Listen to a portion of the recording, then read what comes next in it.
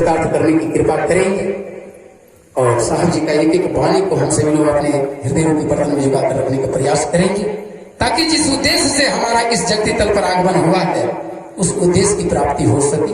बोलिए सदगुरुदेव की जय, मानव भगवान की जय, बंदी छोर कबीर साहब की जय। ध्येयं सदा हि सुगुरोश्चरणारविन्दं ज्ञेयं शुभं कलिमलोगारं सुवाक्यं नेयं उदायति परैः परिपूज्यमानं सेव्यं भजामि चित्तरूपमजं कबीरं वेदादितत्त्वमखिलं निजभाषयाय सम्यगदिवाच वचनं विषयं स्वरूपम् तं सर्ववन्दे चरणं शरणं कबीरं नित्यं नमामि नवतां भवमुक्ति हेतु। बोलिए सद्गुरुदेव की जय। परम पूज्य प्रातः स्मरणीय सद्गुरुदेव जी प्रवक्ता से पधारे आचार्य महंत शंभू शरण साहब जी, बखड़ी सलोना से पधारे परम पूज्य महंत बिहारी साहब जी, अयोध्या से पधारे विरक्त संत विनय शरण साहब जी, रानीगंज से पधारे गुरमुख साहब जी, मदारपुर से पधारे बिल्कुल जुझारू एवं क्रांतिकारी संत महंत श्री नारायण साहब जी,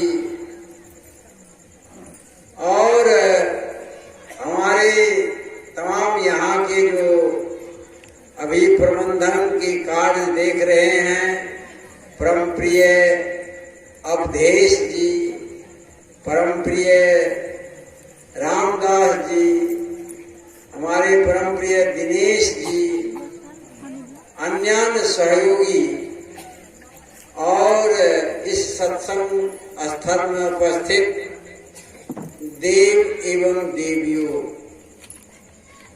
यह खैरा का धरती बहुत ही उर्वर धरती है। यहाँ बड़े बड़े महापुरुष सदगुरु यहाँ पधारे हैं। यह सदगुरु कबीर साहब का वह चिराग रूपी दीप है, वह चिराग है जो इस परिक्षेत्र में अपने ज्ञान रूपी ज्योति को फैला करके मानव जीवन के अंदर गुह्यतम अंधकार को हरण करता है। हमारे जीवन में जो अंधकार है वही अंधकार हमें दुख देता है और अशांति पैदा करता है। सदगुरु कबीर साहब ने कहा है कि तौला तारा जगमगे जालोगे न सूरी, तौला जीव कर्म बस डोले जालो ज्ञान न पूर। सदगुरु कबीर साहब उदाहरण देते हैं, रूपक के माध्यम से समझाते हैं कि तौला तारा जगमगे, आकाश में तारे उड़े हुए हैं, अनंत तारे। ये कब तक दिखाई देता है? जब तक सुबह में सूर्य उदय नहीं होता। जब सूर्य के उदय होता है तब क्या होता है? तारा दिखता है क्या? नहीं दिखता। तारा होता है लेकिन दिखता नहीं है। क्यों नहीं दिखता है? कि सूर्य के प्रकाश से यह धरती आलोकित हो जाता है, प्रकाशित हो जाता है छिड़क वह नहीं पी। कहते ठीक उसी तरह से दोनों जीव कर्म वश डूबे।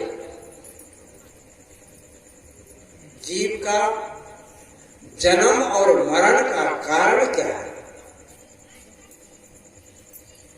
तो कर्म ही जन्म और मरण का कारण है। सदगुरु कबीर साहब बीजक में कहे, कर्म पटोरिया बांध के को न झूले आन, झूलत घन घन धर्म मुनिवर, झूलत सूरज चंद, आप सरगुण निर्गुण हुए, झूलिया गोविंद। ये धरती पर जो लोग जन्म लेते हैं और जीवन चक्र में चलते हैं, उसके पीछे का क्या कारण है? उसके पीछे का कारण कर्म ही है। चाहे वह पारब्रह्म परमेश्वर क्यों न हो, वह भी कर्म के बंधन में ही बंध करके जीते। जब शरीर धारण करेंगे तो कर्म के बंधन उसके साथ आ जाता है, और इस कर्म के बंधन से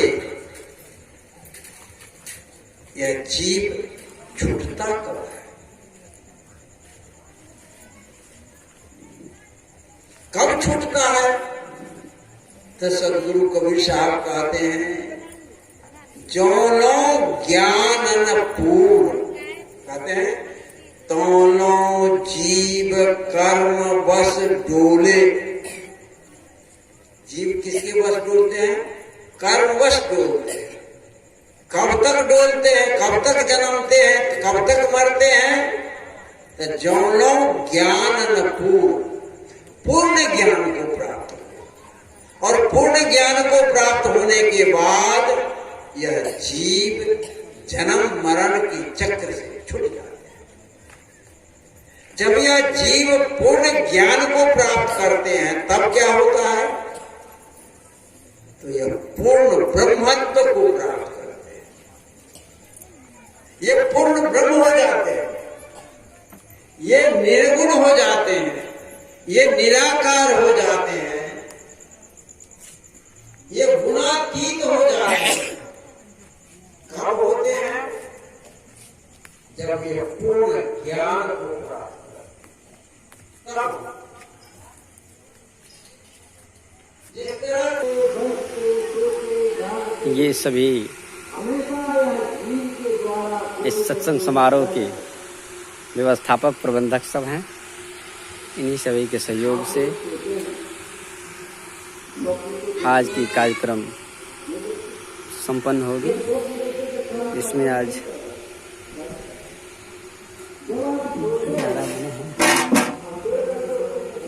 दाल है, दाल है इसमें एक बार। हाँ, दाल भी दाल ही है, और भोजनालय में भोजन तैयार है, प्रसाद है बना हुआ है। इसमें सब्जी तैयार है।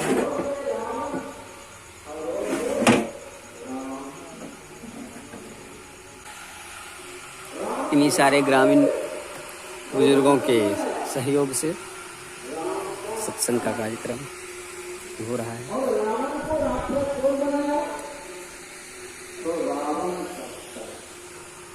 दूसरा कोई नहीं बनाया।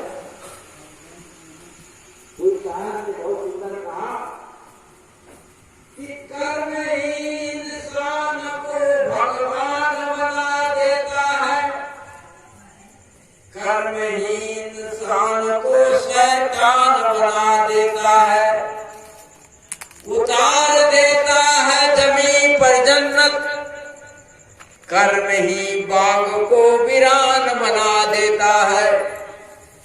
मनुष्य के कर्म ही मनुष्य को शैतान बनाता है और मनुष्य के कर्म ही मनुष्य को भगवान बनाता है। आप अपने कर्म करने का स्वयं अधिकारी है। स्वयं कर्म करो त्यात्मा स्वयं तत्फल मुष्णते स्वयं भ्रमति संसारे स्वयं तस्मात् विमुच्यते। यह आत्मा स्वयं कर्म करती है। यह कर्म का क्षेत्र आपने प्राप्त किया है। मनुष्य का शरीर आपको कर्म क्षेत्र मिला है और इस कर्म के क्षेत्र में आप प्रवेश करके क्या कर रहे हैं?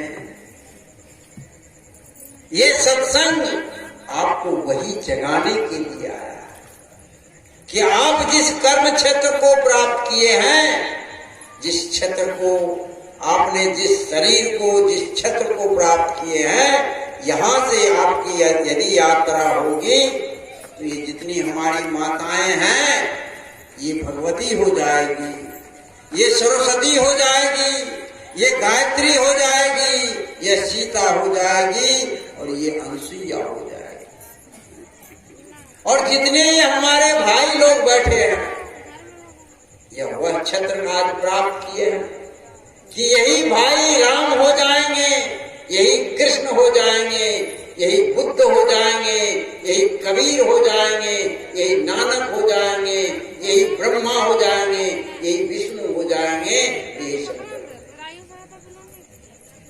वह क्षेत्र आपने प्राप्त किया, लेकिन विचार करना आपको है कि आप कर क्या रहे हैं, किस दिशा में आपका कदम चल रहा है। क्या आप सत्य मार्ग पर अपने पैर को बढ़ा रहे हैं या असत मार्ग पर? आप स्वतंत्र हैं, आपको स्वतंत्र है। परमात्मा ने ये शरीर दिया है। जैसे एक आदमी दो आदमी को,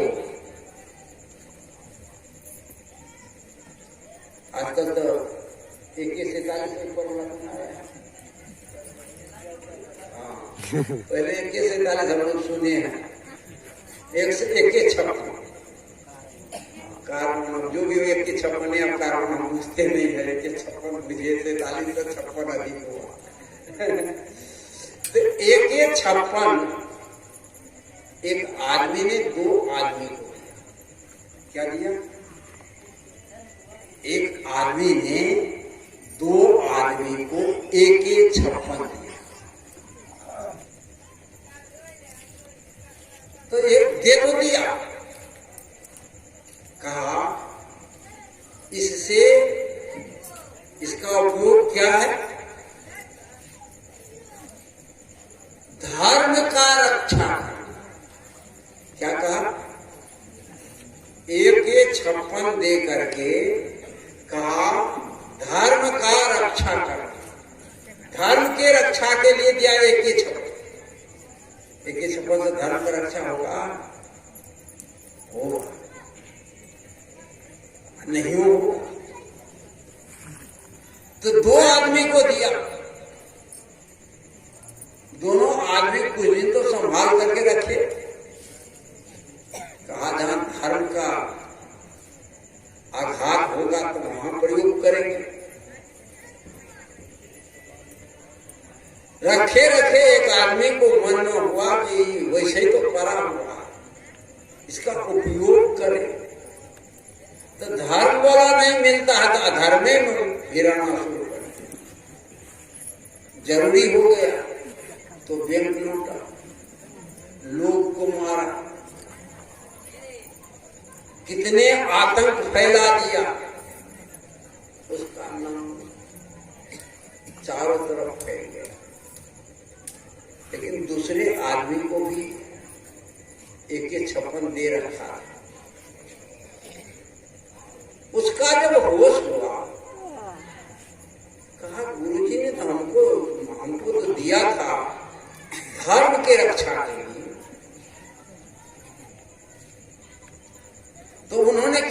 किया, उसका जो AK-56 जो जिसको दिया था, जो समाज को लूट रहा था, जो मारता था, समाज की रक्षा के लिए उसको मारना शुरू कर, तो उसके गैंग को मारते मारते उस जो AK-56 से लोग को लूटता था उसको भी मार दिया। मारने का काम दोनों किया। कौन किया? AK-56 से दोनों मारने का काम किया। जो समाज को लूट रहा था वो भी मारने का काम किया, और जो धर्म की रक्षा कर रहा था वो भी मारने का काम कर रहा। आज देखते ना यूपी में इनकाउंटर हो रहा, किसका हो रहा? कोई साधु महात्मा का नहीं, जो हजारों लोग को मारा था उसको मार देता है। हजारों को मारा, उनको मारने का जरूरत नहीं। महाराष्ट्र से 200 संत आ रहे थे, पीट पीट करके मार दिया, पीट पीट करके। और दिन तक मोबाइल में चला था करोना, पीट पीट करके मार दिया आतंकवादी। तो मतलब यह है कि AK-56 का प्रयोग हुआ भी किया, लेकिन वो धर्म के क्षेत्र में, क्योंकि वह जो प्रयोग किया जिस AK-56 से अधर्म हो रहा था, समाज दुखी था, समाज अशांत था, समाज पीड़ित था, समाज भयभीत था, वह घर से निकलना नहीं चाहता था, भय होता था कि कहीं लूट ले, कहीं मार ले, कहीं काट ले। एक ही जगह से दोनों आदमी को AK-56 मिला, वो आतंक फैला। जब इसका होश हुआ, उनको तो मिला था धर्म की रक्षा के लिए, और ये अधर्म कर रहा है, तो उसके जो अधर्म फैलाने वाले को मारते मारते उस जिसके अधर्म का जो जड़ था, जिसको AK-56 दिया था, उसको मारा। बोलो कौन धर्म का काम किया, कौन अधर्म का काम? और उसके मरने से क्या होगा? समाज में शांति। राम ने मारा, तमाम राक्षसों को मारा, भगवान हुआ कि नहीं? कृष्ण ने भी मारा, राक्षस हुआ कि नहीं? शक्ति मिली, शक्ति का प्रयोग समाज रक्षण में, शक्ति का प्रयोग हम समाज के शोषण में ना करें, समाज को कष्ट देने में ना करें। यदि हम शक्ति का प्रयोग समाज के रक्षण में करेंगे तो हम भगवान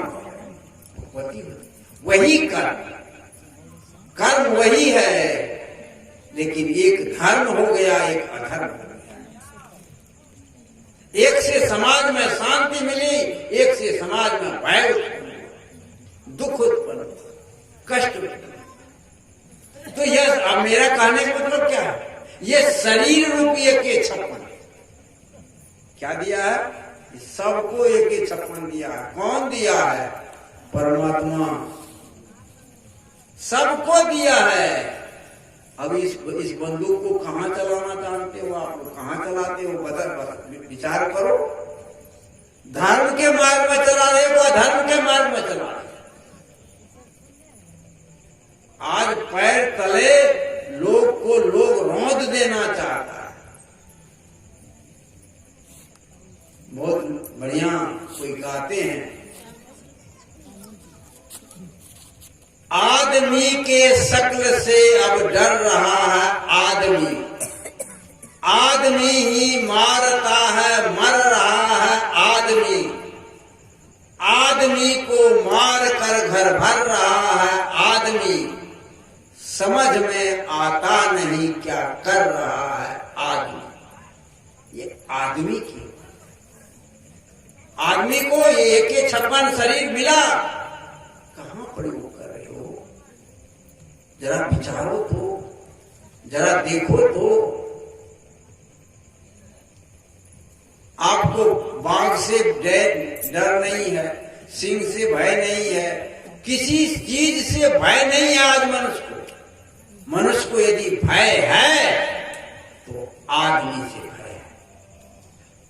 आदमी से आदमी सावधान रहना चाहते हैं। आज आदमी का चेहरा कैसा है, एक शायर ने वर्णन किया है। सीने में आग लबों पे गुलाब रखे हैं, चेहरे पे सभी दोहरी नकाब रखे हैं। सीने में आग, आपसे नफरत की आग में हम जल रहे हैं, लेकिन मुंह से बड़ा मीठा मीठा बोल रहे हैं। बाहर स्वर्ण बदन देखें कैसे, अविसरस भरा कनक घट जैसे। आज ये स्थिति, स्वर्ण का बदन सोना के जैसा घट है, उसमें झाड़ हो तो लोग मरेगा। सदगुरु कबीर साहब को भी भ्रम हो गया था इस आदमी को देखकर। क्या भ्रम हुआ? क्योंकि देखा कि बड़ा आदमी अच्छा बोलता है, धर्म की बात बोलते हैं, साधना की बात बोलते हैं, साधक होगा, सत्संगी होगा, साधु होगा। कबीर साहब तो सच्चे हृदय के लोग थे, इसलिए वो तो सबको सच्चा ही समझे। लेकिन जब वह धोखा देना शुरू किए, तब कबीर साहब को कहना पड़ा। क्या कहे? विजय को पढ़िए। हाँ जाना कुल हंस है, हाँ जाना कुल हंस है, ताते किन्हों संग, अजम जानत बगबावरे, छुए न दे तो अंग। हाँ जाना कुल हंस है, मैं तो जाना कि ये सभी साधु है, सभी सत्संगी है, सभी धर्मात्मा है, इसलिए मैंने आपका संग किया। लेकिन आप तो कपड़े